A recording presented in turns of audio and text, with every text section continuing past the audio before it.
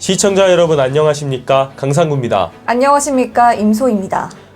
윤석열 대통령이 프랑스 파리 국제박람회기구 총회에서 대한민국은 역사상 가장 완벽한 세계 박람회를 만들 것이라며 2030년 부산 엑스포 유지 의지를 강력하게 표명했습니다.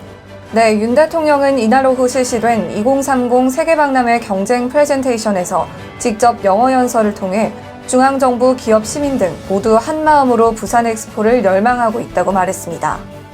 미래, 연대, 보답을 열쇠말로 삼은 윤 대통령은 부산 엑스포는 미래 세대를 위한 가치 플랫폼이 될 것이라 강조하고 부산 엑스포를 계기로 개발 경험을 국제사회와 공유하고 비즈니스 기회를 창출하는 만남의 장을 열겠다고 약속했습니다.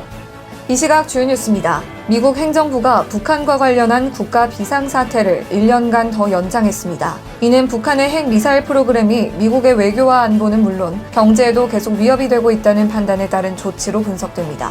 송영길 전 더불어민주당 대표가 21일 CBS 라디오에 출연해 불체포 특권 포기는 입법부의 견제 역할을 포기하자는 항복문서라고 주장했습니다. 송 전 대표는 불체포 특권이 없이 입법부가 어떻게 이런 검찰 독재 정권과 싸울 수 있겠냐며 이 대표뿐만 아니라 국회의원들의 불체포 특권을 검찰총장 독재 정권 하에서 포기하자는 행위는 투항적인 노선이라고 생각한다고 언급했습니다. 맞벌이 가구 비중이 증가세를 이어가 역대 최대치를 기록했습니다. 특히 50대 이하 부부의 절반 이상은 맞벌이를 하는 것으로 나타났는데요. 맞벌이 가구는 584만 6천 가구로 전년 대비 2만 가구 증가했습니다.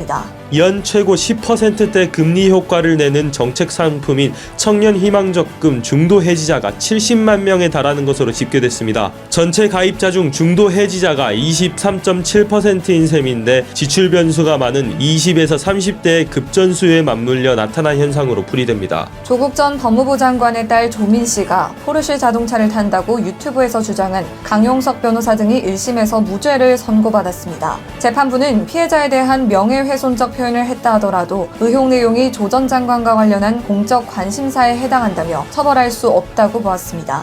윤석열 대통령이 수능에서 킬러 문항 없애라는 지시를 내리자 학원가에서는 불안 마케팅에 나서며 빠르게 기조를 변화해 나가고 있습니다. 수능의 유형이 바뀔 것으로 예상되자 수험생이 오히려 불확실성과 불안감에 휩싸여 새로운 수요를 발생시킨 것입니다. 윤석열 대통령 부인 김건희 여사는 프랑스 파리 엘리제궁에서 에마뉘엘 마크롱 대통령 부인 브리지트 마크롱 여사와 찬교 오찬을 했습니다. 김 여사와 마크롱 여사는 이날 화기애애한 분위기 속에서 프랑스의 한류 열풍과 양국 문화 예술교류를 중심으로 대화를 나눴다고 이도훈 대통령실 대변인이 전했습니다. 네이버 인공지능 번역 서비스 애플리케이션 파파고가 6월 글로벌 월간 활성 이용자 수에서 1,000만 명을 돌파했다는 통계가 네이버 클라우드를 통해 밝혀졌습니다. 이 같은 결과가 나타난 것은 코로나19 엔데믹으로 인해 해외 여행 수요가 늘면서 해외 이용이 늘어난 것이 크게 작용한 탓으로 보입니다.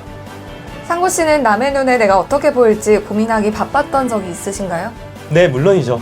옷을 고를 때, 심지어 제 차를 운전할 때도 남의 눈에 제가 어떻게 보일지 고민하기 바빴던 적이 있습니다.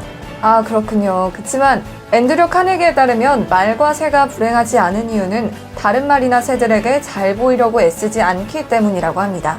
시청자 여러분도 남의 시선에 신경 쓰기보단 자신의 모습을 더욱 가꾸어 나가시기 바랍니다. 네, 저도 앞으로 남의 눈에 제가 어떻게 보일지 고민하기보단 제 자신에게 더욱 집중하도록 해야겠습니다. 네, 이 시각 주요 뉴스였습니다. 구독과 좋아요를 눌러주시면 더 좋은 뉴스로 보답하겠습니다. 지금까지 강상구, 임소희였습니다.